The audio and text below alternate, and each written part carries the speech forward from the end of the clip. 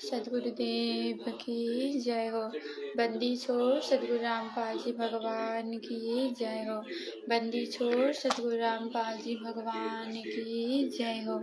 बंदी छोड़ सद्गुरु रामपाल जी भगवान की जय हो। सभी भाई बहनों को दासी का प्यार भरा सत साहिब। भाई बहनों, परमात्मा जो मुक्तिबोध पुस्तक पढ़वा रही थी दासी से, ये परमात्मा मुक्तिबोध पुस्तक के ऊपर आज 7वां वीडियो बनवाने जा रहे दासी से। और इससे पहले वाली जो वीडियो है वो सारे फेसबुक में भी है और तथा यूट्यूब पर भी है, तो आप वहाँ जाके देख सकते हो। आज का पुस्तक पढ़ना प्रारंभ करते हैं और सबसे पहले परमात्मा की मंगलाचरण करते हुए वीडियो की शुरुआत करते हैं। अथ मंगलाचरण। गरीब नमो नमो शतपुरुष को नमस्कार गुरु की नहीं। सुर नर मुनि जन साधवा संतो सर्वस दीनहि। सतगुरु साहिब संत सबे दंडोतम प्रणाम। आगे पीछे मत हुए तिनको जागर पान। नराकार निर्विषम काल जाल भय भंजनम। निर्लेपम निज नीरगुणम अकल अनुपे सुनदुनम। सोहम सुरति समापतम सकल समानानि रतले। उज्ज्वल हिरंबर हरदमम बेपरवा अथाहे। वार पार ने मध्यतम गरीब जो सुमर सिद्ध होई। गणनायक गलताना करो वनुग्रह सोई। पार सपद परवाना आदि गणे समनामो। गणनायक देवन देवा चरण कमल लाओ। आदि अंत करु सेवा प्रम शक्ति संगीतम। रिद्धि सिद्धि दाता सोई अवगत गुणा अतीतम। सतपुरुष निरमोहि जगदम्बा जगदीशम। मंगल रूप मुरारी तन मन अरभूषिषम। भक्ति मुक्ति भंडारी सुर नर मुनि जन ध्यावे। ब्रह्मा विष्णु महेशा सहस सहस मुख गावे। पूजे आदि गणेशा इंद्र कुबेर सरीखा। वरुण धर्म राय ध्यावे सुमरत जीवन जी का। मन इच्छा पर पावे 33 कोटि धारा। ध्यावे सहस 88 उतरे भव जल पारा। कटे यम की फांसी 33 कोटि धारा। ध्यावे सहस 88 उतरे भव जल पारा। कटे यम की फांसी। सद्गुरुदेव की जय। बंदी छोड़ सद्गुरु रामपाल जी भगवान जी की जय हो। बंदी छोड़ सद्गुरु रामपाल जी भगवान की जय। बंदी छोड़ सद्गुरु रामपाल जी भगवान की जय हो। जय हो बंदी छोड़ की। परमात्मा से प्रार्थना करते हुए वीडियो को शुरुआत करते हैं।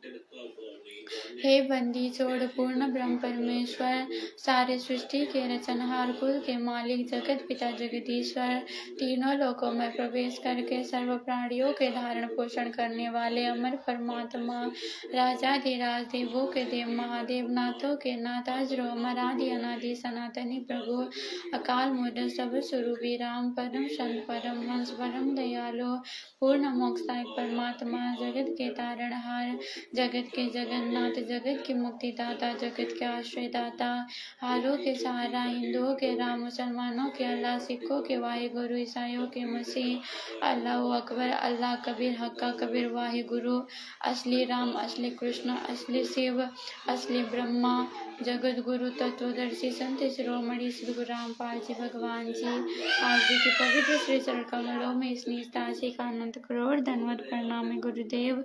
अनंत करोड़ धन्यवाद प्रणाम है परमात्मा। अनंत करोड़ धन्यवाद प्रणाम है गुरुदेव। हे परमेश्वर, आप जी की पवित्र पुस्तक पढ़ते समय इस नीच दासी से मन कर्म वचन से किसी प्रकार की कोई गलती बन जाए तो इस नीच को 1-2 कोटि की जीव जान के, चरणों की दासी जान के क्षमा करने की कृपा कर दीजिएगा गुरुदेव। जय हो गुरुदेव भगवान की।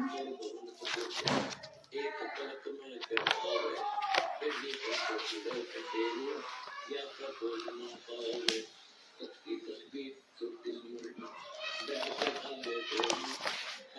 बंदी छोड़ के। तो भाई बहनों, अंतिम बार माली के दया से हम मुक्तिबोध पुस्तक की पेज नंबर 54 तक 54 तक परमात्मा ने पढ़वाया था, और ये सुमरन के अंक का सरलार्थ ही चल रहा है। और वाणी नंबर शायद 42 या 43 परमात्मा ने पढ़वाई थी, फिर भी माली के दया से वाणी नंबर 42 से शुरू करते हैं। पेज नंबर 54 और वाणी नंबर 42 का सरलार्थ। गरीब काया माया खंड है, खंड राज और पाठ, अमर नाम निज बंदगी, सदगुरु सेवई साठ। सरलार्थ है, संत गरीबदास जी ने बताया है कि काया यानी शरीर तथा माया यानी धन, राजपाट यानी राज्य, सब खंड यानी नाश हो जाता है। केवल निज नाम वास्तविक भक्ति मंत्र के नाम की साधना सदगुरु से लेकर की गई कमाई भक्ति धन अमर है। वाणी नंबर 43। गरीब अमर अनाहद नाम है, निर्भय अपरंपार, रहता रमता राम है, सदगुरु चरण जुहार। सरलार्थ है, परमात्मा रमता यानी विचरण करता हुआ चलता फिरता है, वो सदगुरु रूप में मिलता है। उसके चरणों में प्रणाम करके भक्ति की भीख प्राप्त करे। उनके द्वारा दिया गया नाम अनाहद यानी सीमा रहित, अमर यानी अविनाशी, मोक्ष देने वाला है। वो नाम प्राप्त कर जो निर्भय बनाता है, उसकी महिमा का कोई वार पार नहीं है, अर्थात वास्तविक मंत्र की महिमा असीम है। वाणी नंबर 44। गरीब अविनाशी निश्चल सदा करता को कुर्बान, जाप अजपा जपत है, गगन मंडल धरि ध्यान। सरलार्थ है, उस अविनाशी कर्ता यानी सृष्टि रचनहार पर कुर्बान हो जा, जो निश्चल यानी स्थायी है। उसके नाम का अजपा यानी मन में श्वास द्वारा स्मरण कर, जाप कर, और गगन मंडल में ध्यान रख कि परमेश्वर सतपुरुष ऊपर सतलोक में विराजमान है। मैंने भी वही जाना है, वो सुखदायी स्थान है, वहाँ जन्म मरण नहीं है, कोई राग द्वेष नहीं है, सब प्रेम से रहते हैं, युवा रहते हैं। वाणी नंबर 45। गरीब बिन रसना है बंदगी, निज चश्मो दीदार, निज श्रवण बानी सुनी, निर्मल तत्व निहार। सरलार्थ है, सदगुरु द्वारा दीक्षा में दिए वास्तविक नामों का जाप विधि अनुसार करने से, यानी बिना रचना यानी जीव के, बंदगी यानी नम्र भाव से स्मरण यानी अजपा जाप करने से, बिन चिस्मों बिना चरम दृष्टि के यानी दिव्य दृष्टि से परमेश्वर का दीदार दर्शन होता है। बिन श्रवण बिना कानों के यानी आत्मा के कानों से आए लोक की वाणी सुनाई देती है। उस निर्मल तत्व यानी पवित्र परमेश्वर को निहार यानी एकटक देख। वाणी नंबर 46। गरीब में सौदागर नाम का, टांडे पड़िया बहीर, लदते लदते ला दिया, बहुरन फेरा वीर। सरलार्थ है, साधक कहता है कि परमात्मा, मैं भी भक्ति के सौदागरों में से एक हूँ। मेरा भी टांडे यानी व्यापारियों के लश्कर दल में कुछ बेलों या गाड़ियों का बाहिर यानी काफिला पड़िया है यानी शामिल है। पड़िया माने वैसे गिरा होता है, परंतु यहाँ उपमा अलंकार होने से शामिल अर्थात अर्थ करना उचित है। जैसे बेल पर बोरे, थैले में या बैलगाड़ी में कुछ सामान जो एक मंडी से दूसरी मंडी में व्यापारी ले जाते हैं, चावल शक्कर दाल गेहूं आदि भरने लगते हैं, तो भरते भरते लादते भर लिया, लाद लिया। अर्थात इसी प्रकार परमात्मा की भक्ति कर करके बैलगाड़ी की तरह भक्ति धन लाद लिया, जो सतलोक वाली मंडी में ले जाकर कीमत लेनी है। वाणी नंबर 47। गरीब नाम बिना क्या होते है, जब तब संयम ध्यान, बाहरी भर में मान भी, अब अंतर में जान। सरलार्थ है, संत गरीबदास जी ने कहा है कि वास्तविक नाम बिना अन्य नामों के जाप से, गीता अध्याय 18 श्लोक 42 में कहे तप यानी अपने धर्म के पालन में कष्ट सहना ही साधक का तप है। वो तप तथा संयम यानी अपने इंद्रियों को विषय से रोकना तथा ध्यान करना, इनसे कुछ भक्ति लाभ नहीं होता। जैसे आम के स्थान पर बबूल कीकर आम समझकर बीजने से, चाहे उसकी सिंचाई भी करो, रक्षा के लिए बाढ़ भी लगाओ, ध्यान यानी विचार भी रखो कि आम लगेंगे तो व्यर्थ प्रयत्न है। भक्ति के अंदर नाम बीज है। हे मानव, बाहरी यानी तीर्थों पर जाना, मूर्ति पूजा करना आदि दिखावा करना व्यर्थ है। अब तो सदगुरु जी से दीक्षा लेकर अंतर्मुख होकर सत्य साधना कर। वाणी नंबर 48। गरीब उजल हिरंबर भक्ति है, उजल हिरंबर सेव, उजल हिरंबर नाम है, उजल हिरंबर देव। सरलार्थ है सतपुरुष सब देवों यानी प्रभुओं से उज्जवल यानी शोभामान है। उस परमेश्वर की प्राप्ति की सेव यानी पूजा भी निराली है। हिरंबर माने स्वर्ण जैसी भक्ति है। कहते हैं कि हमारे देश की धरती सोना उगलती है यानी अच्छी उपजाऊ है। कड़क अधिक पैदा होती है जो अधिक कीमत मूल्य दिलाती है। इसी प्रकार उस परमेश्वर की प्राप्ति का सत्य नाम यानी वास्तविक नाम का श्वास स्मरण का मूल्य बताया है। कबीर, श्वास श्वास में नाम जप व्यर्थ सांस ना खोए, ना बेरा इस श्वास का आवरण हो के ना होए। कबीर कहता हो कई जात हूँ कहो बजा कर ढोल, श्वास जो खाली जात है ये 3 लोक का मोल। मौखिक जाप का 1000 बार, मानसिक स्मरण 1 बार। मानसिक जाप का 1000 बार, श्वास के स्मरण का 1 बार। इस प्रकार सदगुरु श्वास से स्मरण करने का मंत्र देता है जिससे भक्ति की कमाई अधिक होती है। इसलिए कहा है कि उस परमेश्वर जी की भक्ति हिरंबर यानी स्वर्ण जैसी बहुमूल्य है। उस परमात्मा का वास्तविक नाम भी कीमती है, स्वर्ण जैसी कीमती यानी बहुमूल्य है। वाणी नंबर 49। गरीब निज नाम बिना निवजे नहीं, जब तब करी है कोट, लख 84 तैयार है मुंड बुंडावे गोट। सरलार्थ है परमात्मा की भक्ति के निज नाम यानी वास्तविक नाम बिना साधना भक्ति रूपी फल की उपज नहीं होती, नहीं उपजेगी। यानी भक्ति का कोई फल नहीं मिलेगा। चाहे करोड़ों गलत नामों का जाप करो, चाहे उस गलत धर्म कर्म के पालन में करोड़ों कष्ट सहन करो। गलत साधना करने वाले साधु का दिखावा करने के लिए क्या दाढ़ी मूछवा सिर के बाल साफ करवा कर फूला फिरता है। इस शास्त्र विरुद्ध भक्ति से तो लख 84 यानी 84 लाख प्रकार के प्राणियों के शरीर को प्राप्त होगा। वाणी नंबर 50। गरीब, नाम शिरोमणि सार है, सोहम सुरती लगाई, ज्ञान गली से बैठी करे, सुनी सरवर नाई। सरलार्थ है संत गरीबदासी ने बताया है कि सोहम नाम विशेष नाम है। ये नामों में शिरोमणि है। इसको अधिकारी गुरु से लेकर साधना सुरत नृत यानी नाम में ध्यान लगाकर करनी चाहिए। जो तत्व ज्ञान तेरे को मिला है उस पर विश्वास रख।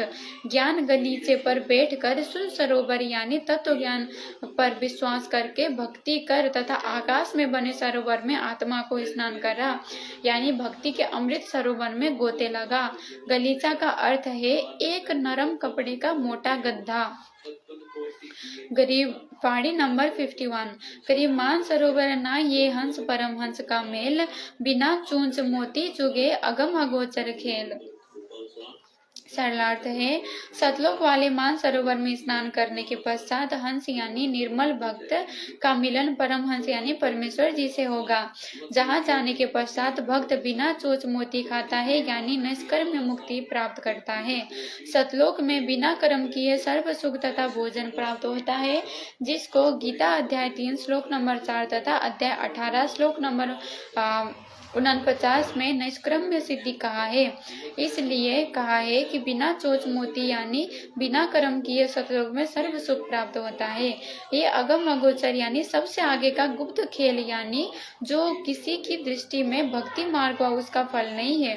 इसका ज्ञान स्वयं परमेश्वर ही पृथ्वी पर आकर कराते हैं। यानी इस वाणी से परमात्मा सिद्ध कर रहे हैं कि ये जो भक्ति की ये जो साधना है जिससे प्राणी यानी जीवात्मा निष्क्रम्य मुक्ति को प्राप्त होती है, इस ज्ञान को स्वयं परमात्मा ही पृथ्वी पर आकर ज्ञात कराते हैं जीवों को। बाकी यहाँ पे रहने वाले किसी जीव की औकात नहीं है कि वो इस ज्ञान को प्राप्त करके आगे इस ज्ञान को फैला सके। इस ज्ञान को इस ज्ञान को बांटने के लिए, इस ज्ञान को देने के लिए स्वयं परमात्मा ही पृथ्वी पर आते हैं।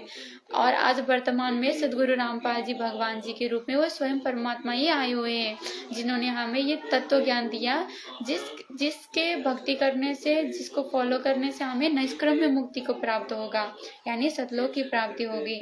वाणी नंबर 52। गरीब गगन मंडल में रमी रहा गलता नाम में वो, वार पार नहीं छे वह अभिचल मूर्ति खूब। सरलार्थ है गलताना महबूब यानी मस्त मोला। गलताना महबूब यानी मस्त मोला। गलताना का अर्थ होता है मस्त, महबूब यानी मोला। गलताना महबूब यानी मस्त मोला। आत्मा का सच्चा प्रेमी परमात्मा गगन मंडल यानी आकाश में रमा है, यानी स्थायी निवास करता है। उसका कोई वार पार यानी भेद नहीं, और ना ही कोई उसका छेद यानी मूल्य है। वो अविचल यानी अविनाशी मूर्ति खूब यानी सही साकार स्वरूप है। वास्तव में ऐसा ही है। वाणी नंबर 53। गरीब ऐसा सदगुरु से ये जो नाम दृढ़ावे, भरमी गुरुआ मत मिलो जो मूल गवावे। सरलार्थ है ऐसे सदगुरु की सेवा करो, यानी ऐसा गुरु धारण करो जो नाम की भक्ति दृढ़ करे, जो शास्त्र विधि आकर मनमाना आचरण करने वाला, भ्रमित करने वाला गुरु ना मिले, जो मूल गवावे यानी मानव शरीर में श्वास रूपी पूंजी जो मूल धन है उसको गवा दे यानी नष्ट करा दे। जैसे सौदागर मूल धन का ठीक से प्रयोग करके दुगना तिगुना 4 गुना कर लेता है, और जो कुसंगत में गिरकर शराब जुआ खेलकर मूल धन का नाश कर लेता है वो फिर पछताता है। इसी प्रकार भ्रमित गुरु का शिष्य अपने जीवन को नष्ट करके ऊपर भगवान के द्वार पर हाथ मलकर पछताता है। वाणी नंबर 54। गरीब सोहम सुरती लगाइए गुड़ इंद्री से वंश, नाम लिया तब जानिए मिटे सकल प्रपंच। सरलार्थ है सोहम नाम का जाप सुरत निरंतर से करो और इंद्रियों को काबू में रखो। नाम आदि दीक्षा लेकर स्मरण करने वालों को उस समय लाभ होगा, यानी उस समय उस पर नाम के जाप का प्रभाव तब दिखेगा जब उसके अंदर के सब प्रपंच समाप्त हो जाएंगे। जैसे नाचना गाना, सिनेमा देखना, नशीली वस्तुओं का सेवन करना आदि आदि बुराइयों से घृणा हो जाएगी। सादा जीवन जिएगा तो प्रपंच मिट जाएगा।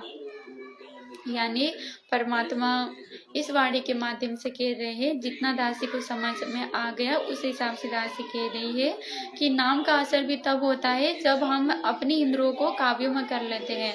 जैसे हमारे बड़े भैया है जो पवन भैया, बड़े भैया ने अभी कुछ साल पहले कहा था कि जिनकी जो भाई बहन सदगुरु रामपाल जी भगवान जी से नाम दीक्षा ले चुके हैं और जिनका उम्र लगभग 30 या 35 से ऊपर हो गया है, उन भाई बहनों को रजगुण के प्रभाव को छोड़ देना पड़ेगा।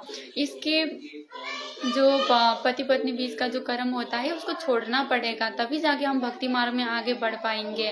तो वो भी एक प्रकार से इंद्रियों को काबू में करना ही आता है। जब तक हम अपनी इंद्रियों को काबू में नहीं कर पाते, सिर्फ नशीली वस्तुओं को छोड़ना, नाचना गाना छोड़ना, यही इंद्रियों को काबू करना नहीं होता है।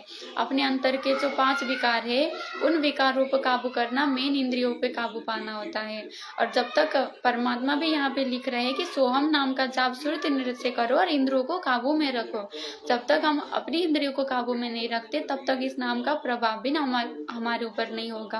प्रॉपरली जो प्रभाव इस नाम का पड़ना चाहिए वो नहीं पड़ता हमारे ऊपर।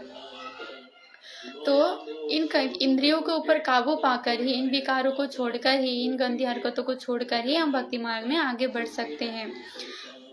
नाम आदि दीक्षा लेकर स्मरण करने वाले को उस समय लाभ होगा, यानी उस पर नाम के जाप का प्रभाव तब दिखेगा जब उसके अंदर के सब प्रपंच समाप्त हो जाएंगे।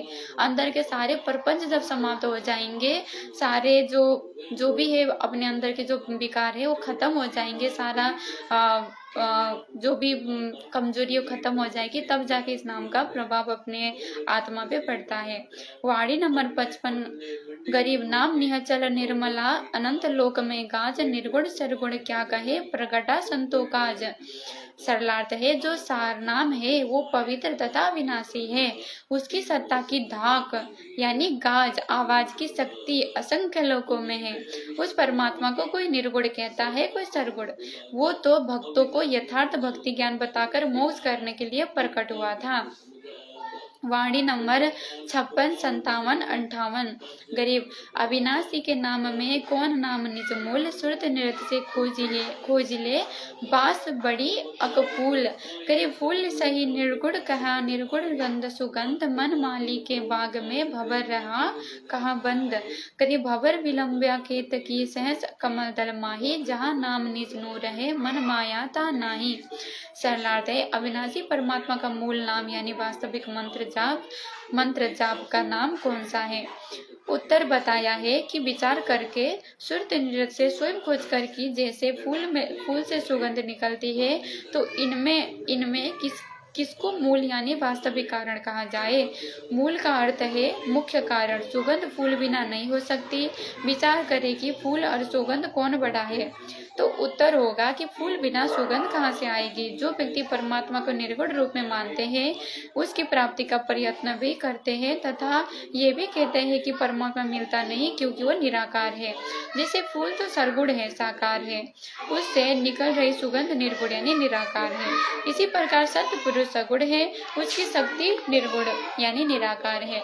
जो परमात्मा को निर्गुण यानी गुण रहित निराकार कहते हैं, ये ज्ञान काल ब्रह्म रूपी मन में भ्रम फैलाया है। हे जीव, तो परमेश्वर कबीर जी का यथार्थ अध्यात्म ज्ञान समझ। तो इस मन रूपी काल ब्रह्म माली के 21 ब्रह्मांड रूपी बबूल के बाग में है।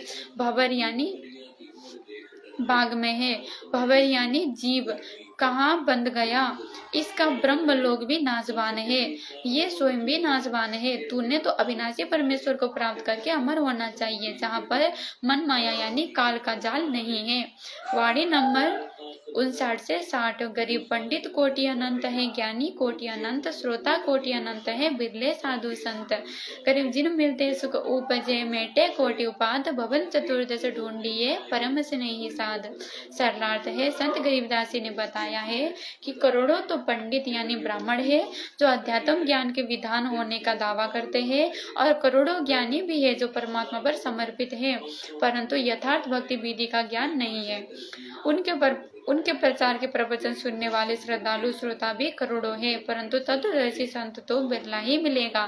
जैसे आगे झूमकरा के अंग में संत गरीबदासी ने कहा है कि तत्व भेद कोई ना कहे रे झूमकरा, पैसे ऊपर नाच सुनो रे झूमकरा, कोटो मते कोई नहीं रे झूमकरा, अरबों में कोई गर्क सुनो रे झूमकरा। गीता अध्याय 7 श्लोक नंबर 19 में भी यही विवरण है कि बहुत बहुत जन्मों के अंत के जन्म में कोई ज्ञानवान मेरी भक्ति करता है, अन्यथा अन्य देवताओं की यानी ब्रह्मा विष्णु तथा शिव आदि की भक्ति करते रहते हैं, परंतु ये बताने वाला महात्मा तो सुदुर्लभ है, यानी बहुत बड़ी मुश्किल से मिलेगा कि वासुदेव यानी जिस परमेश्वर का सर्वलोकों में वास है वो वासुदेव कहलाता है।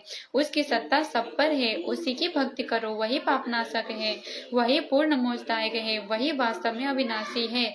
इसी प्रकार सुमरण के अंग की वाणी नंबर 59 में कहा है कि साधु संत तो कोई बिरला ही मिलेगा। साधु संत की एक ये पहचान भी है कि उसके सानिध्य में जाने से सुख महसूस होता है।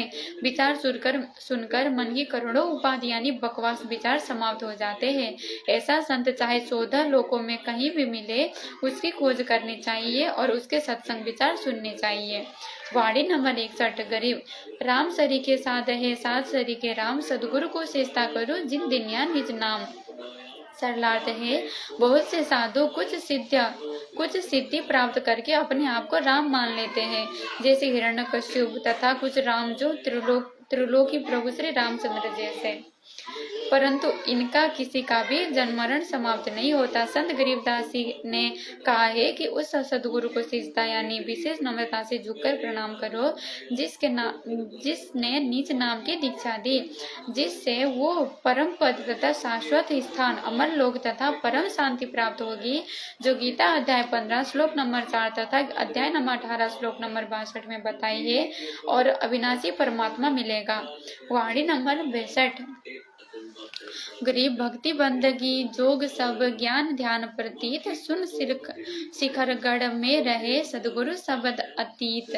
सरलार्थ है, जिस सदगुरु जी ने निज नाम देकर भक्ति की विधि बंदगी यानी प्रणाम की विधि तथा योग यानी साधना करने का तरीका, तत्व ज्ञान तथा किस तरह ध्यान सहज समाधि प्रदान की और ये विश्वास कराया कि मोक्ष का साधन है, ये विश्वास कराया कि यही मोक्ष का साधन है, वो सदगुरु शून्य यानी ऊपर खाली स्थान आकाश खंड गगन मंडल सतलोक में शब्द अतीत रूप में रहता है, यानी उस अविनाशी परमेश्वर का जो स्वयं सदगुरु भी है, किसी को ज्ञान नहीं है, क्योंकि वो शून्य शिखर आकाश की चोटी पर यानी सबसे ऊपर के लोक में रहता है।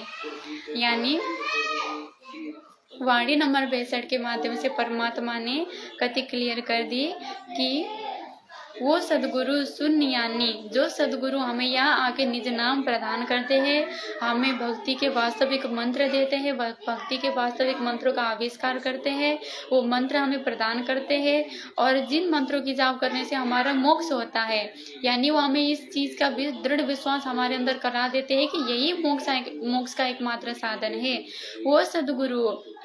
वो जो सदगुरु है जो हमें ये सारी क्रिया हमसे कराता है, वो सदगुरु शून्य यानी ऊपर खाली स्थान आकाश खंड यानी गगन मंडल सतलोक में शब्द अतीत रूप में रहता है।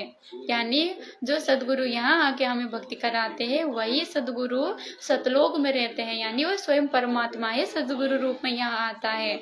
और वो अविनाशी परमेश्वर जो स्वयं सदगुरु भी है, वही परमात्मा यहाँ आते हैं, सदगुरु का रूप धारण करते हैं, हल्का तेज पुंज वाला शरीर अपना बनाते हैं ताकि किसी को पता ना चले। वो अपना भेद छुपाकर यहाँ आते हैं और हमसे ये भक्ति करा के फिर काल से अपनी आत्माओं को चुरा के ले जाते हैं, यानी अपनी आत्माओं का मोक्ष करा के ले जाते हैं। वाणी नंबर 63।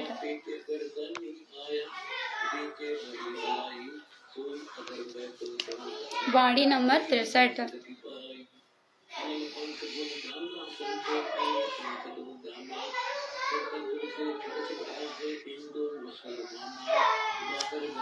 वाणी नंबर 63। गरीब ऐसा सदगुरु से ये पार उतारे हंस, भक्ति मुक्ति के दाति से मिले है सो हम वंश। सरलार्थ हे हंस यानी निर्मल भक्त, ऐसे सदगुरु से दीक्षा लेना जो भव सागर से पार कर दे, परंतु पूर्व जन्म जन्मांतर की भक्ति की दाति से यानी कमाई से अर्थात भक्ति के संस्कार के प्रतिफल में मुक्ति के लिए सोहम वंश यानी पूर्व जन्म में जिनको सत्य नाम में सोहम मंत्र मिला था, सार नाम नहीं मिला था, वो समूह पुनः मानव जन्म प्राप्त करता है, उनको परमेश्वर अवश्य शरण में लेता है। वाणी नंबर 64। गरीब सोहम वंश बखानिए बिन दम देही जाप, सुरत नृत्य से अगम है ले समाधि गरगाप। सरलार्थ है सोहम वंश का वर्णन करता हूँ। जो सोहम शब्द सद नाम में प्राप्त कर लेता है, सोहम वंश यानी वो आत्माएं जो सत नाम प्राप्त कर लेते हैं, उनको परमात्मा ने सोहम वंश कहा है। जो सोहम वंश और परमात्मा इस वाणी में सोहम वंश का वर्णन कर रहे हैं। सोहम वंश का वर्णन करता हूँ। जो सोहम शब्द यानी सतनाम में प्राप्त कर लेता है, सार नाम की प्राप्ति उसी को होती है जब साधक संसार छोड़कर जाता है, तो अंत में सोहम की सीमा यानी अक्षर पुरुष के लोक में उसकी सोहम की साधना को उसे देने के पश्चात आत्मा सतलोक को चलती है। तब श्वास नहीं रहता, परंतु आत्मा सुरत नृत्य यानी ध्यान से सार शब्द का जाप करती हुई चलती है। भंवर गुफा में प्रवेश करने के पश्चात सार नाम की कमाई वहाँ जमा हो जाती है। फिर जाप तथा अजप्पा दोनों मर जाते हैं, समाप्त हो जाते हैं। सतलोक यानी वांछित अमर स्थान प्राप्त हो जाता है। जैसे नौकरी मिलने के पश्चात पढ़ाई छूट जाती है। ले समाधि करकाप का तात्पर्य ये है कि ये विचार करके सतपुरुष ऊपर के सतलोक में जो काल के सर्व ब्रह्मांडों के पार दूर है, अपने ध्यान को वहां पहुंचा ले समाधि गरगाप का अर्थ है अधिक प्रेरणा से ध्यान कर। हरियाणा प्रांत की भाषा में कहते हैं कि वो पहलवान शक्ति में गरगाप है यानी बहुत शक्तिमान है। ये भी कहते हैं कि वो व्यक्ति धन में गरगाप है यानी बहुत धनवान है। इसी प्रकार गरगाप यानी ध्यान लगा। वाणी नंबर 65। गरीब सुरति नृत मन पवन परी, सोहम सोहम होई, शिव मंत्र गोरीस कहा, अमर भई है सोई। सरलार्थ है, साधक को चाहिए कि वो सुरति नृत्य यानी ध्यान पूर्वक मन तथा पवन यानी श्वास से सोहम मंत्र का जाप करे। जिस प्रकार शिव जी से नाम प्राप्त करके पार्वती जी ने सच्ची लगन से नाम जाप किया तो वो उससे होने वाला अमृतत्व प्राप्त किया। ऐसे सच्चे नाम की सच्ची लगन से रटना लगा। वाणी नंबर 66। करीब ररंकार तो धुन लगे, सोहम सुरति समाई, हद बेहद परिबास होई, बहुरी न आवे जाई।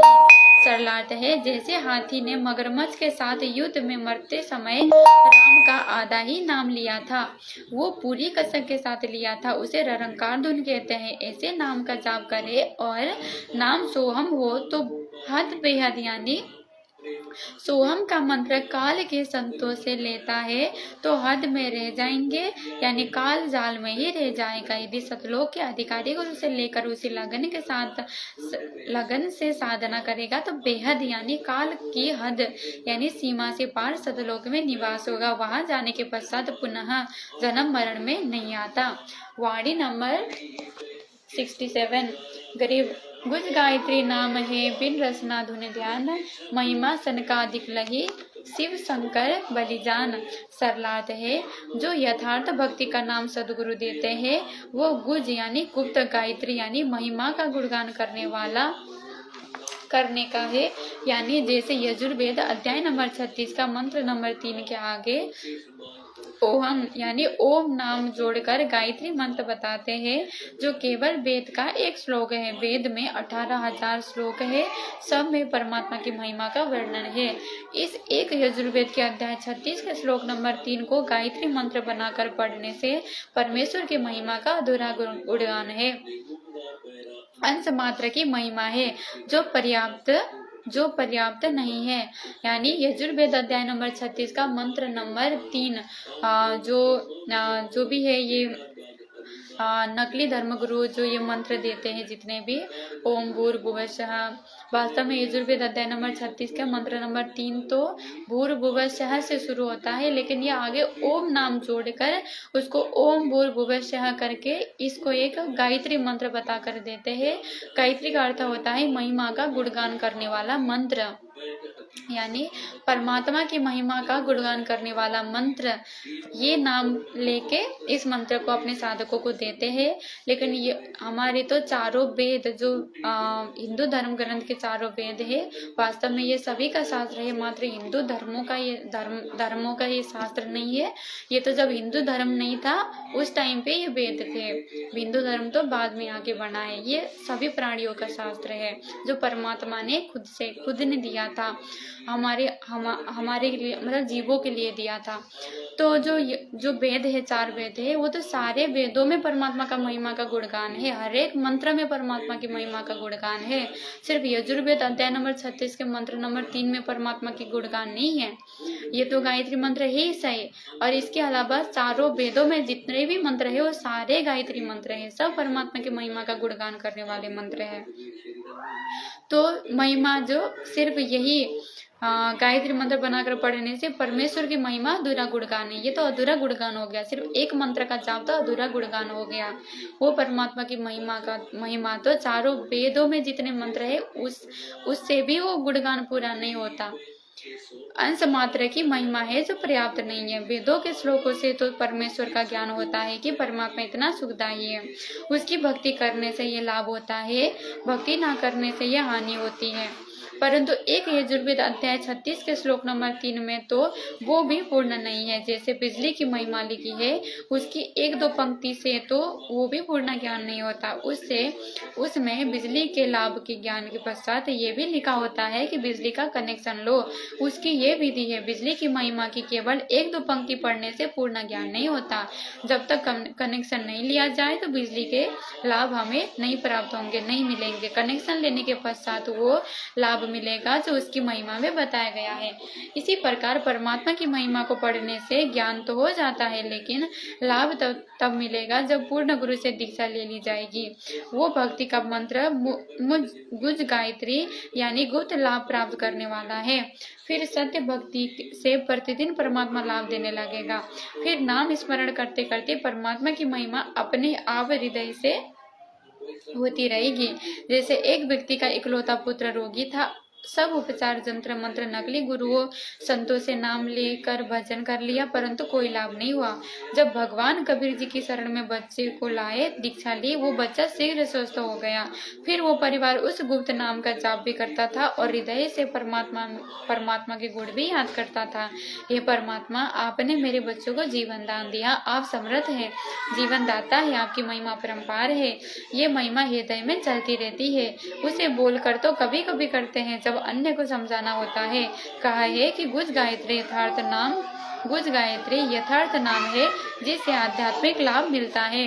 तब बिन रसना यानी जीव कि परमात्मा की महिमा धुनी यानी लगन से ध्यान यानी विशेष विचार से होती है। परमात्मा की महिमा जो नाम दीक्षा के पश्चात होती है, उसको ब्रह्मा जी के मानस पुत्रों सनकादिक सनक सनंदन सरत संत कुमार तथा शिव जी ने लही यानी संकेत मात्र से समझ गए। ऐसे विवेकवानों पर मैं बलिहारी जाऊं, यानी ऐसे सब जीव हमारे तत्व ज्ञान को शीघ्र समझ ले तो सर्व का काल के जाल से शीघ्र छुटकारा हो जाए। वाणी नंबर 68। गरीब अजब महल बारीक है, अजब सुरती बारीक, अजब नृत्य बारीक है, महल धसे बिन बीक। सरलार्थ है, परमात्मा का महल यानी सतलोक अजब यानी दिव्य है, बारीक यानी जीना है।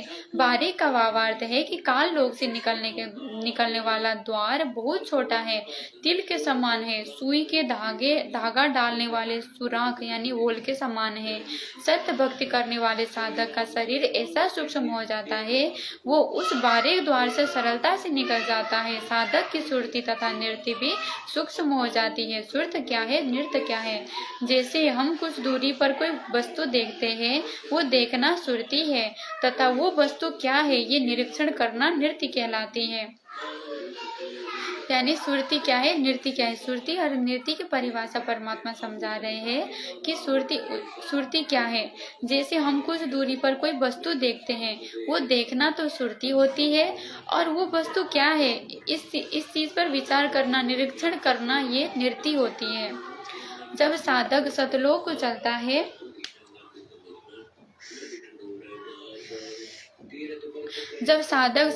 चलता है, सुरत यानी दूर के स्थान को चलता है, तो सुरती दूर के स्थान को, द्वार को देखती है, नृत्य निरीक्षण करती है, आत्मा निर्णय करती है। उन द्वारों से बिन बीक यानी कदम रखे बिना यानी सिद्धि से अपने आप चलता है। बिन बीक के चलकर महल यानी सतलोक में धसता यानी प्रवेश कराता है। वाणी नंबर 69। गरीब राम नाम के पढ़ तरे देवे कु नहीं और सो उदमतादीन भये उभर गई दर जद गोर। सरलार्थ है, गुरु जी जो मोक्ष करने वाला राम नाम सत्य भक्ति मंत्र देते हैं, उसके पढ़दर यानी समान अन्य तप करना, तीर्थों पर जाना, व्रत करना आदि नहीं है। वह व्रत है। राम नाम के जाप से परमात्मा मिलता है। गौर यानी गौरी यानी पार्वती जी को उस समय नाम की महिमा का पता चला जिस दिन शिव जी ने उनको नाम दीक्षा दी थी। फिर भक्ति लाभ मिलने लगा, उस स्तर का अमृत मिला। वाणी नंबर 70। गरीब सुखदेव सुख में उपजे, राई सिंह समोई, नवनाथ और सिद्ध 84 संग उपजे थे दोई। यानी परमात्मा आगे जाकर सुखदेव जी की उत्पत्ति कथा यहाँ दे रहे हैं। परमात्मा सुखदेव की उत्पत्ति की कथा।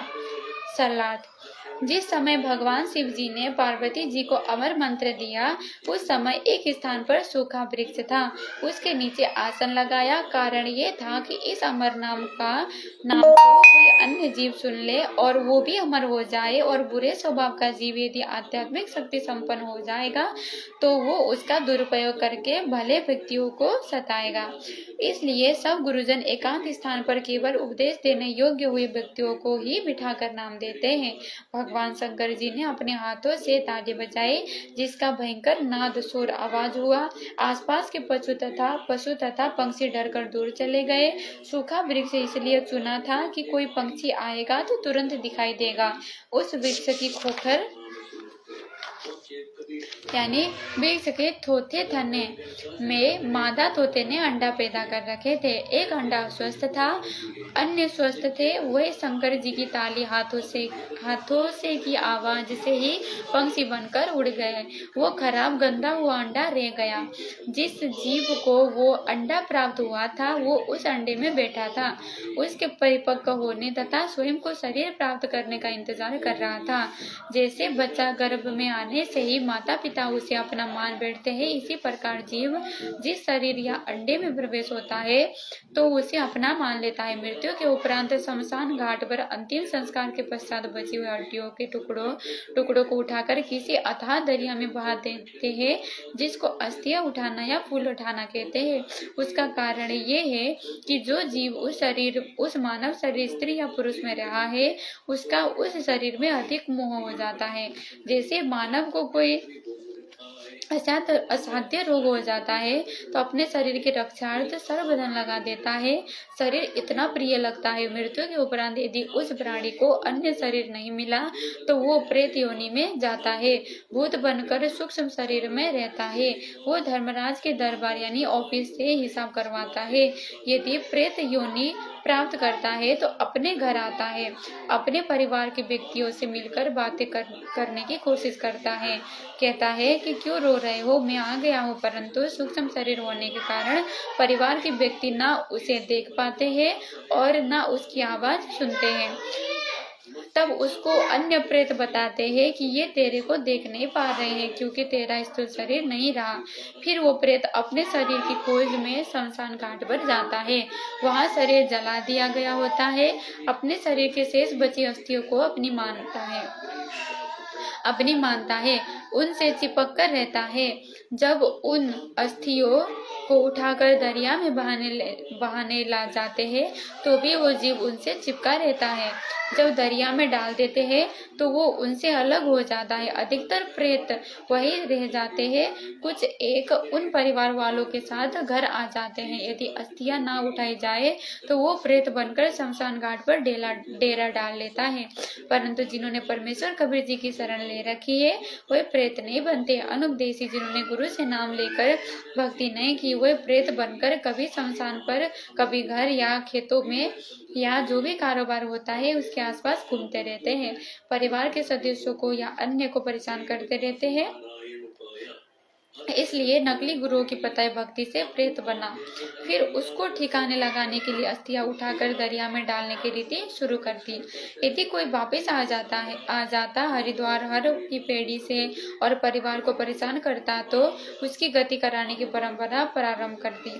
13वीं 17वीं महीना 6 माह फिर बरसी मनाने लगे। फिर भी बात नहीं बनी। भूत तंग करता रहता तो उसके श्राद्ध प्रारंभ किए कि अब ये पितर बन गया है, उसकी गति हो गई है। फिर पिंड भरवाओ आदि क्रियाएं परिवारजनों पर थोपी गई। उसी स्वभाव से अंडे से एक जीव चिपका था।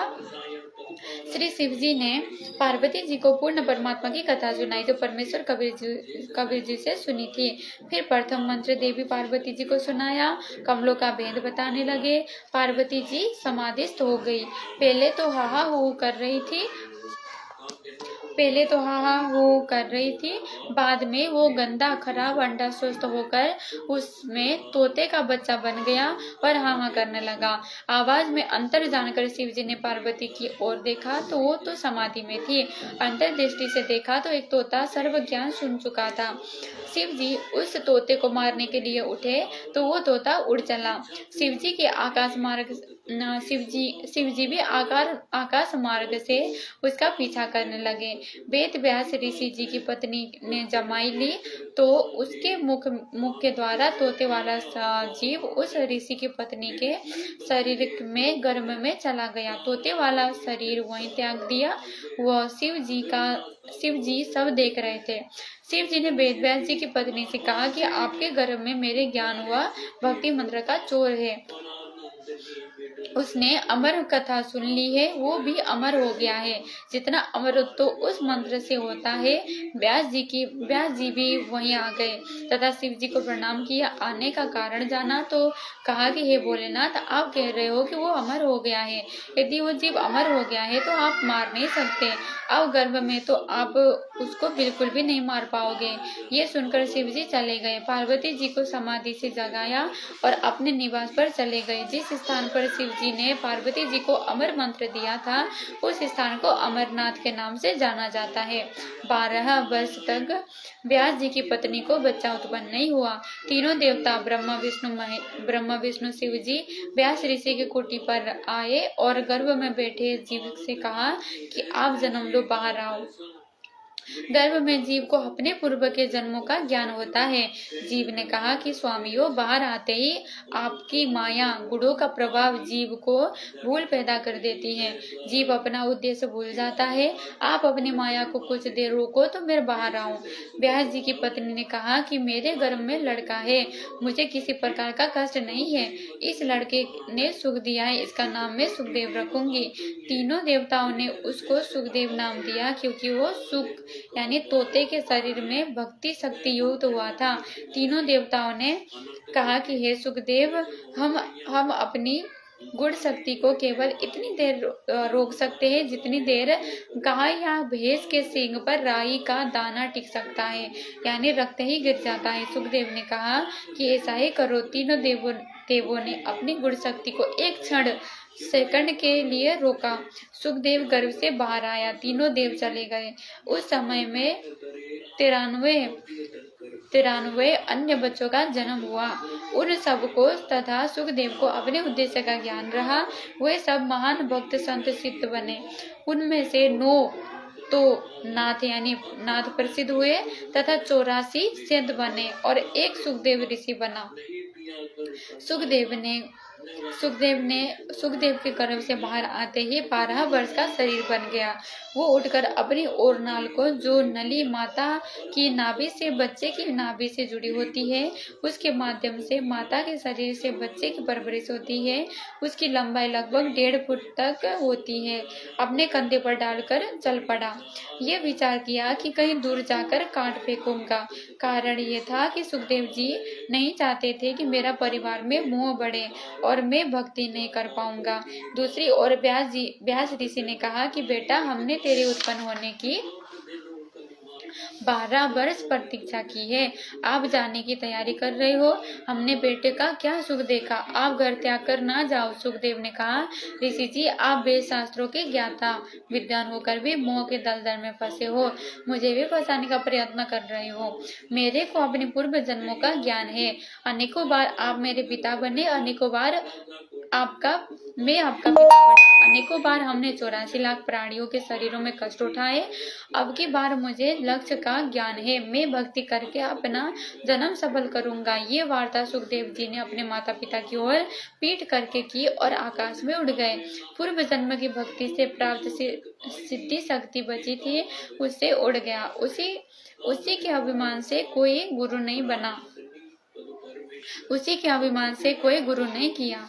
तो फिर श्री विष्णु जी ने अपने लोक वाले स्वर्ग से निकाल दिया और कहा कि यदि यहाँ स्थान चाहते हो तो राजा जनक मिथिलेश से दीक्षा लो और भक्ति करके आओ। सुखदेव जी ने वैसा ही किया। सुमरण के अंग की वाणी नंबर 71 से 76। गरीब, ऐसा राम अगाध है अविनाशी गहीर गंभीर, हदी जीवों से दूर है वह हदियों के तीर। गरीब, ऐसा राम अगाध है वह कीमत करतार, शेष सहस पुण्य रटत है अजहो न पाया पार।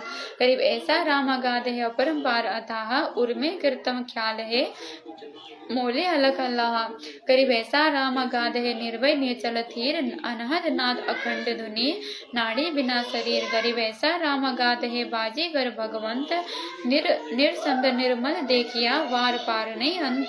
करीब पार ब्रह्म बिन पर कहे कीमत मोल न तोल, बिना उजन अनुराग है बहुरंगी अनमोल। सरलार्थ है जो पूर्ण परमात्मा है वो ऐसा अगाध राम है, यानी सबसे आगे वाला सर्वोपरि है, अविनाशी तथा गहर गंभीर यानी समुद्र की तरह शक्ति से भरा गहरा है। वो हद जीवों यानी जो काल की सीमा वाले हैं, उसी काल ब्रह्म पर आश्रित है, उन जीवों से दूर है, उनको उसका ज्ञान नहीं है, इसलिए उसको उस अविनाशी परमेश्वर से कोई लाभ प्राप्त नहीं होता। जो बेहद है, बेहद के हैं यानी जिन्होंने उस असीम शक्तियुक्त परमात्मा को जान लिया है, वो परमात्मा उनके साथ है। वो परमात्मा पारस पत्थर की तरह अनमोल बेकीमत है। उस परमात्मा की प्राप्ति के लिए शास्त्र वृद्धि रहित नाम यानी राम का जाप शेष नाग के हजार सहस्त्र मुखों से जाप जप रहा है। आज तक उनको भी अविनाशी परमात्मा का पार यानी अंत नहीं पाया।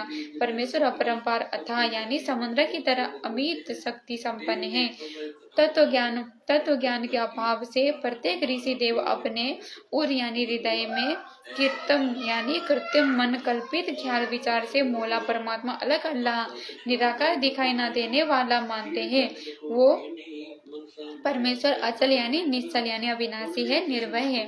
स्थिर का अर्थ भी स्थिर यानी निश्चल होता है। पद्य भाग में पदों की तथा रागों को पूर्ण करने के कारण ऐसे दोहरे शब्दों का प्रयोग किया जाता है।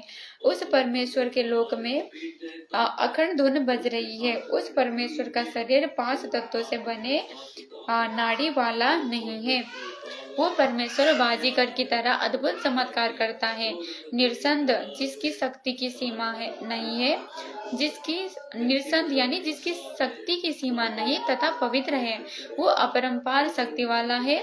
जिस सतपुरुष को अन्य गुरुजन व ऋषिगण अलग अल्लाह यानी निराकार प्रभु कहते हैं, उनको परमात्मा प्राप्ति नहीं हुई है। ये मैंने संत गरीबदास जी ने देखा है। पार ब्रह्म परमात्मा की परख पहचान किसी को नहीं है। उसकी कीमत मूल्य तथा तोल वजन क्या वर्णन किया जा सकता है। उसकी महिमा सुनकर उसके प्रति अनुराग यानी प्राति का प्रेम मेरे को है। वो बहुरंगी है, जैसे काशी में जुल्हा धाड़क बना, मेरे को संत गरीबदास को जिंदा बाबा के रूप में सतलोक में सतपुरुष रूप में बैठा दिखा। इस प्रकार बहुरूपिया मिला। वाणी नंबर 77 से 87। गरीब महिमा अभिगत नाम की जानत बिरले संत, 8 पहर धुनि ध्यान है मुनि जन रटते अनंत।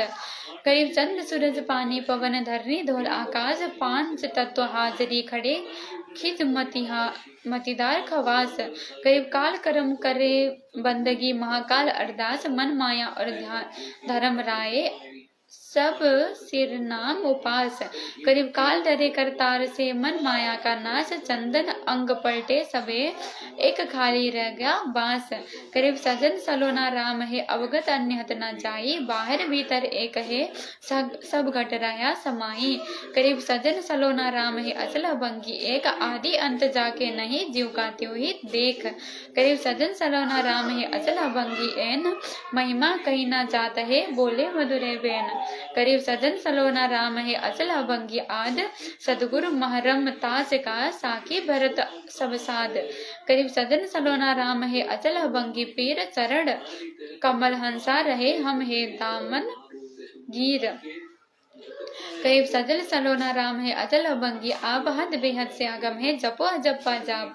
करीब ऐसा भगली जोगिया जानत है सब खेल, बिन बजावे मोहिनी जुग जंत्र सब मेल। सरलार्थ है वाणी नंबर 77 का सरलार्थ है, उस परमात्मा को प्राप्त करने के लिए अनंत मुनिजन मनमाने नामों की रटना लगा रहे हैं, जाप कर रहे हैं, परंतु अभिगत नामों यानी दिव्य मंत्रों को तथा उनकी महिमा को बिरला संत ही जानता है। वाणी नंबर 78 का सरलार्थ है, उस परमात्मा के आदेश से पांचों तत्व यानी आकाश, वायु, अग्नि, जल तथा पृथ्वी कार्य करते हैं। वही तो परमेश्वर कबीर जी की खिदमतदार यानी सेवा करने वाले सेवक यानी दास है। वाणी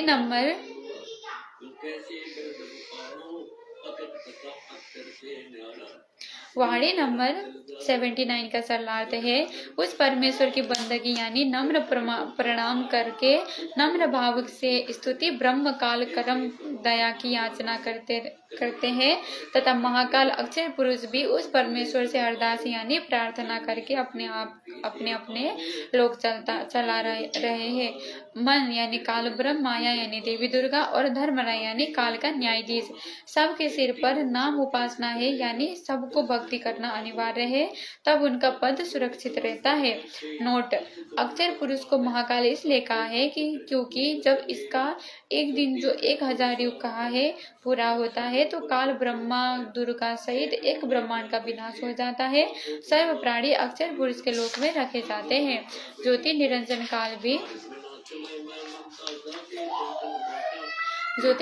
काल भी परमेश्वर कबीर जी से भय मानता है। उस परमेश्वर के दिव्य मंत्रों के जाप से मन में विकार उत्पन्न नहीं होते तथा माया का नाश हो जाता है यानी सांसारिक पदार्थों का संग्रह करने वाला स्वभाव समाप्त हो जाता है।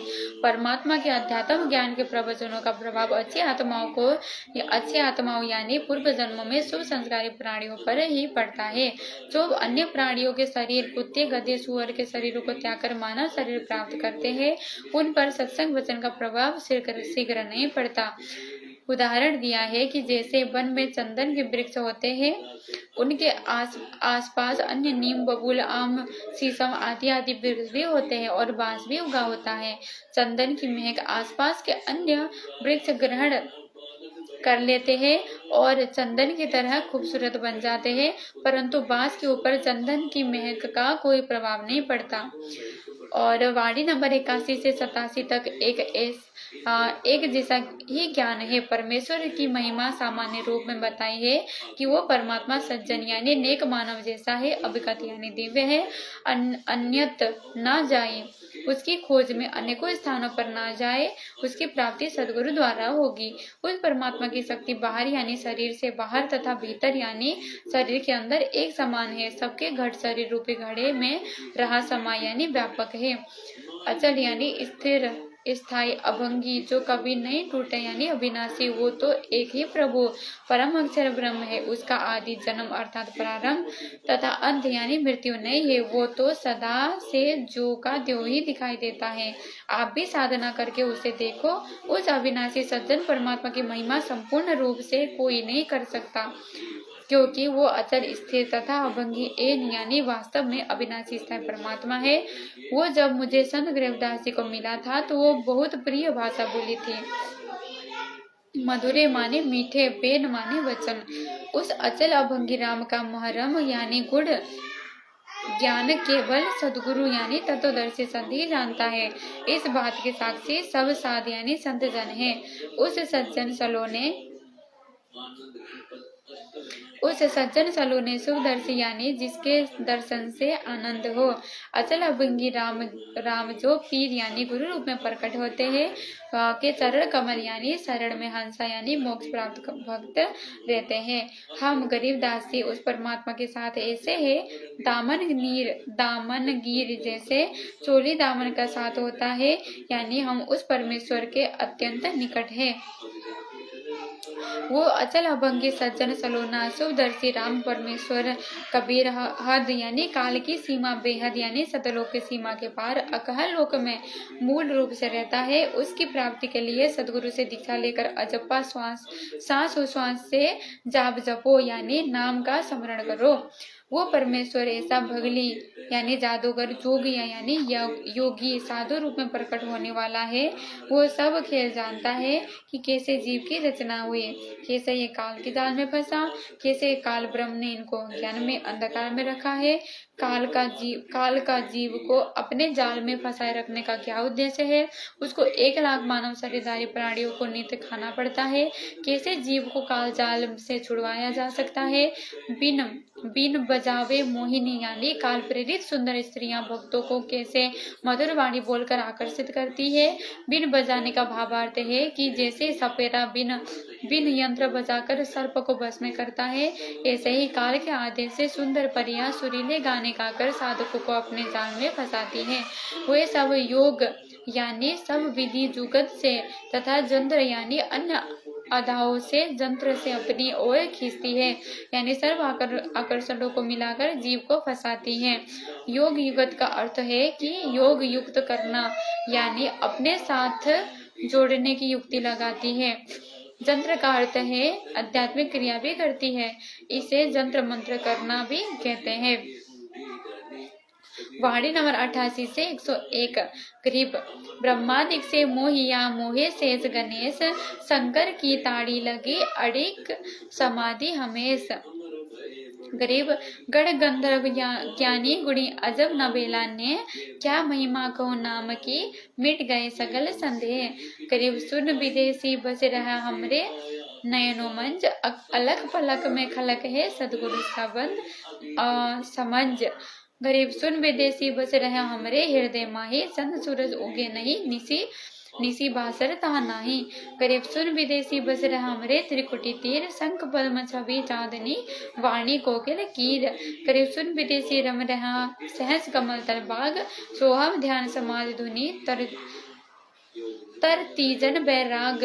करे सुमरण तब ही जानिए जब रोम रोम धुन हुई, कुंज कमल में बैठकर माला पेरे सोए। करीब सुरती सुमरणी हाथ ले नृत्य मिले निर्वाण, रनंकार रमता लखे असली बंदगी ध्यान। करीब अष्ट कमल दल सुन है बाहर भीतर सुन, रोम रोम में सुन है जहाँ काल की धुन। करीब तुम ही सोहम सुरती हो, तुम ही मन और पौन, इनमें दूसर कौन है आवे जाए तो कौन। गरीब इनमें दूसर कर्म है बंदी अविद्या गांठ, 5-25 ले गई अपने अपने बाट। गरीब नाम बिना सुना नगर परिया सकल में शोर, लुटन लुटी बंदगी हो गया हंसा भोर। करीब अगम निगम को खोज ले बुद्धि विवेक विचार, उदय अस्त का राज मिले तो भी नाम बेकार। करीब ऐसा कौन अभागिया करे भजन को भंग, लोहे से कंचन भया पारस के सत्संग। सरलार्थ है इन्हीं काल प्रेरित आत्माओं देवियों ने ब्रह्मा विष्णु महेश को भी मोहित कर लिया, यानी अपने जाल में फंसा रखा है। शेष यानी अन्य बचे हुए गणेश जी भी स्त्री के संग में रहे। गणेश जी के जो 2 पुत्र थे, एक का नाम शुभम यानी शुभ है, दूसरे का नाम लाभम यानी लाभ था। शंकर शिव जी की अडिक विचलित न होने वाली समाधि आंतरिक ध्यान लगी थी, जो हमेशा सदा ध्यान में रहते हैं। उनको भी मोहिनी यानी अप्सरा स्वर्ग की देवी ने मोहित करके डगमग कर दिया। कथा है शंकर जी का मोहिनी स्त्री के रूप पर मोहित होना। जिस समय दक्ष की बेटी यानी उमा शंकर जी की पत्नी ने श्री रामचंद्र जी की वनवास में सीता रूप बनाकर परीक्षा ली थी, श्री शिव जी ऐसा ना करने को कहकर घर से बाहर चले गए थे। सीता जी का अपहरण होने के पश्चात श्री राम जी अपनी पत्नी के वियोग में विलाप कर रहे थे, तो उनको सामान्य मानव जानकर उमा जी ने शंकर भगवान की उस बात पर विश्वास नहीं हुआ कि ये विष्णु जी ही पृथ्वी पर लीला कर रहे हैं। जब उमा जी सीता जी का रूप बनाकर श्री राम जी के पास गई तो वो बोले, हे दक्ष पुत्री माया, भगवान शंकर को कहाँ छोड़ाई। इस बात को श्री राम जी के मुख से सुनकर उमा जी लज्जित हुई और अपने निवास पर आई। शंकर जी की आत्मा में प्रेरणा हुई कि उमा ने परीक्षा ली है। शंकर जी ने विश्वास के साथ कहा कि परीक्षा ले आई। उमा जी ने कुछ संकोच करके भय के साथ कहा कि परीक्षा नहीं ली अविनाशी। शंकर जी ने सती जी को हृदय से त्याग दिया, पत्नी वाला कर्म बंद कर दिया, बोलना भी कम कर दिया। तो सती जी ने अपने घर राजा दक्ष के पास चली गई। राजा दक्ष ने उसका आदर नहीं किया, क्योंकि उसने शिव जी के साथ विवाह पिता के इच्छा विरुद्ध किया था। राजा दक्ष ने हवन कर रखा था। हवन कुंड में छलांग लगाकर सती जी ने प्राणांत कर दिया। प्राणों की अंत कर दी। शंकर जी को पता चला तो अपनी ससुराल आए, राजा दक्ष का सिर काटा, फिर उस पर बकरे का सिर लगाया। अपनी पत्नी के कंकाल को उठाकर 10,000 वर्ष तक उमा उमा करते पागलों की तरह फिरते रहे। एक दिन भगवान विष्णु जी ने सुदर्शन चक्र से उस कंकाल को टुकड़े टुकड़े कर दिया। जहाँ पर धड़ गिरा वहाँ वैष्णो देवी का मंदिर बना, जहाँ पर आंखें गिरी वहाँ नैना देवी का मंदिर बना, जहाँ पर जीव गिरा वहाँ पर ज्वाला जी का मंदिर बना, तथा पर्वत से अग्नि की लपट निकलने लगी। तब शंकर जी सचेत हुए तथा अपनी दुर्गति का कारण कामदेव यानी सेक्स को माना। कामदेव बस हो जाए तो ना स्त्री की आवश्यकता हो और ना ही ऐसी परेशानी हो। ये विचार करके हजारों वर्ष काम यानी सेक्स का दमन करने के उद्देश्य से तप किया। एक दिन कामदेव उनके निकट आया और शंकर जी की दृष्टि से भस्म हो गया। शंकर जी को अपनी सफलता पर असीम प्रसन्नता हुई। जो भी देव उनके पास आता था तो उससे कहते थे कि मैंने कामदेव को भस्म कर दिया है, यानी काम विषय पर विजय प्राप्त कर ली है। मैं कभी भी किसी सुंदरी से प्रभावित नहीं हो सकता। अन्य जो विवाह किए हुए हैं वो ऊपर से सुखी नजर आते हैं, अंदर से महादुखी रहते हैं। उनको सदा अपनी पत्नी की रखवाली, समय पर घर पर न आने से डांटे खाना आदि आदि परेशानियां सदा बनी रहती है। मैंने ये दुख निकट से देखा है। अब न रहेगा बांस, न बजेगी बांसुरी। काल ब्रह्म को चिंता बनी कि यदि सब इस प्रकार स्त्री से घृणा करेंगे तो संसार का अंत हो जाएगा। मेरे लिए 1,00,000 मानव का आहार कहाँ से आएगा। इस उद्देश्य से नारद जी को प्रेरित किया। एक दिन नारद मुनि जी आए। उनके सामने भी शिव जी ने अपनी कामदेव पर विजय की कथा सुनाई। नारद जी ने भगवान विष्णु को यथावत कथा सुनाई। श्री विष्णु जी को काल ब्रह्म ने प्रेरणा की, भाई की परीक्षा करनी चाहिए कि ये कितने खरे हैं। काल ब्रह्म की प्रेरणा से एक दिन शिव जी विष्णु जी के घर के आंगन में आकर बैठ गए। सामने बहुत बड़ा फलदार वृक्षों का बाग था। भिन्न भिन्न प्रकार के फूल खिले थे। बसंत जैसा मौसम था। श्री विष्णु जी से शिव जी के पास बैठ गए, कुशल मंगल जाना। फिर श्री विष्णु जी ने पूछा, सुना है आपने काम पर विजय प्राप्त कर ली है। शिव जी बोले, हाँ, मैंने कामदेव का नाश कर दिया है। कुछ देर बाद शिव जी की मन में प्रेरणा हुई कि भगवान, मैंने सुना है कि सागर मंथन के समय आप जी ने मोहिनी रूप बनाकर राक्षसों को आकर्षित किया था। आप उस रूप में कैसे लग रहे थे, मैं देखना चाहता हूँ। पहले तो बहुत बार विष्णु जी ने मना किया, परंतु शिव जी के हट के सामने स्वीकार किया और कहा कि कभी फिर आना। आज मुझे किसी आवश्यक कार्य से कहीं जाना है। ये कहकर विष्णु जी अपने महल में चले गए। शिव जी ने कहा कि जब तक आप वो रूप नहीं दिखाओगे मैं भी जाने वाला नहीं हूँ। कुछ ही समय के बाद शिव जी की दृष्टि बाग के एक दूर वाले कोने में एक अप्सरा पर पड़ी जो सुंदरता का सूर्य थी। इधर उधर देखकर शिव जी उसकी ओर चल पड़े। जो निकट गए तो वो सुंदरी अधिक सुंदर लगने लगी और वो अर्धनग्न वस्त्र पहने हुई थी। कभी गुप्तांग वस्त्र से ढक जाता तो कभी हवा के झोंके से आधा हट जाता। सुंदरी ऐसे भाव दिखा रही थी जैसे उसको कोई नहीं देख रहा है। जब शिव जी को निकट देखा तो शर्मसार होकर तेज चाल से चल पड़ी। शिव जी ने भी गति बढ़ा दी। बड़े परिश्रम के पश्चात तथा घने वृक्षों के बीच मोहिनी का हाथ पकड़ पाए। तब तक शिव जी का शुक्रपात हो चुका था। उस समय सुंदरी वाला स्वरूप श्री विष्णु जी रूप बन गया था। भगवान विष्णु जी शिव जी की दशा देखकर मुस्काए तथा कहा कि ऐसे उन राक्षसों से अमृत छीन कर लाया था। वे राक्षस ऐसे ही मोहित हुए थे जैसे मेरा छोटा भाई कामजीत अब काम पराजित हो गया। शिव जी ने उसके पश्चात हिमालय राजा की बेटी पार्वती से अंतिम बार विवाह किया। पार्वती वाली आत्मा वही है जो सती जी थी। पार्वती रूप में अमरनाथ स्थान पर अमर मंत्र शिव जी से प्राप्त करके अमर हुई है। इस प्रकार वाणी में कहा है कि शंकर जी की समाधि तो अड़िग ना टिकने वाली थी, जैसे पौराणिक मानते हैं। वे भी मोहे गए, माया के बस हो गए। गंधर्व यानी एक मानव जाति जो गंधर्व गोत्र की है तथा गढ़ यानी देवों के नौकर जैसे शिव के गढ़ गणेश तो है ही, गणों का ईश तथा ज्ञानी मुनि यानी विद्वान कहे जाने वाले ऋषि जी भी अजब नबेला नेह सुंदर युवा स्त्रियों से अजब गजब का अनोखा प्यार करते हैं। संत गरीबदास जी कह रहे हैं कि उस निज नाम की क्या महिमा करो जिससे सब संदेह यानी शंकाएं समाप्त हो गई है, अर्थात सत्य लोक में जाने के पश्चात जन्म मरण तथा विकारों से पूर्ण रूप से पीछा छूट सकता है। सतलोक प्राप्ति मोक्ष की प्राप्ति निज नाम से होती है। वो निज नाम सार नाम मेरे गुरुदेव जी ने मुझे दिया। उस निज नाम की क्या महिमा करो जिससे मेरा कल्याण कर दिया, जिसने मेरा कल्याण कर दिया। जो शून्य विदेशी यानी आकाश में शून्य में निवास करने वाला प्रदेशी हमारी आंखों में बसा है यानी आंखों का तारा है। उस समय उस अलख यानी अव्यक्त जो दिखाई नहीं देता कि पलक आंखों के ऊपर उगे बालों को पलक कहते हैं, जो सेलियों के नीचे होती है, में खलक यानी संसार है। यानी उस परमेश्वर की को भी संसार के सब जीव उतने ही प्यारे हैं। वो भी खलक को अपनी पलकों पर रखता है। यानी वाणी है कि अलग की पलक में खलक है। उसका सरलार्थ कर रहे हैं कि उस अलग की पलक में खलक है।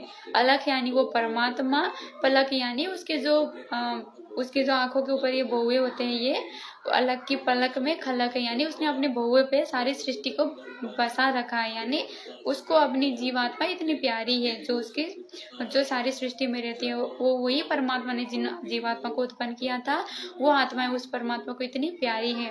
सदगुरु के शब्द यानी मोक्ष करने वाले नाम को समझ और अपना कल्याण करा। परमेश्वर जो शून्य में रहने वाला परदेशी है, वो हमारे हृदय में बसा है। यानी हम अपने परमेश्वर से बहुत प्यार करते हैं। जिस स्थान पर सतलोक में परमेश्वर रहते हैं वो सो प्रकाशित है। जैसे हीरा सो प्रकाशित होता है, वहाँ पर प्रकाश करने के लिए सूर्य की आवश्यकता नहीं है। वहाँ पर दिन रात निस रात्रि वासर दिन नहीं होते। वही परदेशी सतपुरुष हमारे शरीर में बने त्रिकुटी कमल में अन्य रूप में रहता है। उस शरीर की शोभा शंख पद्मों की रोशनी जितनी है। सतलोक में परमेश्वर के एक रोम शरीर के बाल की छवि करोड़ों सूर्य तथा करोड़ों चंद्रमाओं की जितनी है। पद्म की रोशनी तो एक चंद्रमा जैसी ही होती है। यानी त्रिकुटी पर सतपुरुष कम तेज वाले शरीर में विद्वान है। त्रिकुटी तीर का अर्थ है त्रिकुटी के किनारे। यहाँ तीर का अर्थ किनारा है। जैसे यमुना के तीर कृष्ण बंसी बजाई रहे, उस परमेश्वर जी ने कोयल पंक्षी जैसे मधुर वाणी बोल बोलकर ज्ञान बताया था। उस परमेश्वर की सत्ता यानी अधिपत्य सहस्त्र कमल हजार पंखुड़ियों वाले कमल पर भी है, क्योंकि वो कुल का मालिक वासुदेव है। सहस्त्र कमल बाग का भावार्थ है कि जहाँ हजार ज्योतियों का बाग सा लगा है, उस स्थान का मालिक वास्तव में सतपुरुष अभिगत राम ही है। जैसे चक्रवर्ती सम्राट के अधीन सर्व राजा तथा उनके सुंदर नगर व निवासी भी आते हैं, वे उसी के माने जाते हैं। उस परमेश्वर को प्राप्त करने वाले नामों में एक सोहम नाम भी है, अन्य मंत्र नाम भी है, जिनको तरतीजन यानी क्रमवार बारी बारी एक के बाद दूसरा ऐसे तरतीवार दिया जाता है। सोहम नाम के जाप में ध्यान लगना ही संतों की समाधि है। इसी में धुन यानी लगन लगाते हैं। इसको सहज समाधि भी कहते हैं। सदगुरुदेव की जय हो। बंदी छोड़ सदगुरु रामपाल जी भगवान की जय। बंदी छोड़ सदगुरु रामपाल जी भगवान की जय हो। बंदी छोड़ सदगुरु रामपाल जी भगवान जी की जय हो। बंदी छोड़ की दया से परमात्मा ने आज पेज नंबर पवित्र मुक्तिबोध पुस्तक की पेज नंबर 54 से पेज नंबर 70 तक परमात्मा ने पढ़वा दिया है। और इससे आगे फिर अभी असुर निकंदन के भी समय हो गई है, आरती भी करना है। उस कारण से बाकी जो अंश है फिर वो अगली वीडियो में पढ़वाएंगे परमात्मा। और सभी भाई बहनों से दासी की प्रार्थना है कि वीडियो को शेयर जरूर कर दीजिएगा। और आज के लिए वीडियो को समाप्त करते हैं। बंदी छोड़ सदगुरु रामपाल जी भगवान की जय हो। बंदी छोड़ सदगुरु रामपाल जी भगवान की जय हो। बंदी छोड़ सदगुरु रामपाल जी भगवान की जय हो। और सभी भाई बहनों से दासी की प्रार्थना है कि आज 4 तारीख, हाँ, तो अभी पवन भैया अभी कुछ मिनट बाद ही लाइव आ रहे हैं। 1 बजे से पवन भैया की लाइव शुरू होने वाली है। पवन दास इज लाइव, हमारे बड़े भैया है पवन दास जी, उनका फेसबुक पेज है पवन दास इज लाइव। तो वहाँ पे एक वीडियो लाइव चलेगा जो शास्त्र विरुद्ध साधना के ऊपर होगा। अभी हाथरस में जो कांड हुआ था, जिसमें किसी संत के सत्संग में उसके चरण धूल लेने के सिलसिले में बहुत सारे भक्तों की जान गई थी भागदौड़ मचने के कारण। तो उसमें सैकड़ों जो श्रद्धालु जन है उनकी मौत हो गई थी। तो उस चीज़ के ऊपर, क्योंकि अगर वो सद्भक्ति होती, सही भक्ति होती और वो पूर्ण गुरु होता, तो पूर्ण गुरु के सत्संग में कभी ऐसा होता नहीं है। पूर्ण गुरु के सत्संग में कभी किसी का अकाल मौत नहीं होती। पूर्ण परमात्मा तो मरे हुए को भी जिंदा कर सकता है, ये वेद प्रमाण देते हैं। और जिस परमात्मा के और जिस गुरु के सत्संग में जाने से ही मरण हो जाए, अकाल मौत हो जाए, तो वो गुरु कभी पूर्ण नहीं हो सकता। वो बाबा जी शायद शिव जी के भगत है, जहाँ तक दासी को लगता है। तो उसके ऊपर आज लाइव वीडियो चलेगी पवन दास इस लाइव चैनल पर, तो आप सभी उस वीडियो पे जरूर जुड़िएगा। बंदी छोड़ सदगुरु रामपाल जी भगवान जी की जय हो, जय हो बंदी छोड़ की।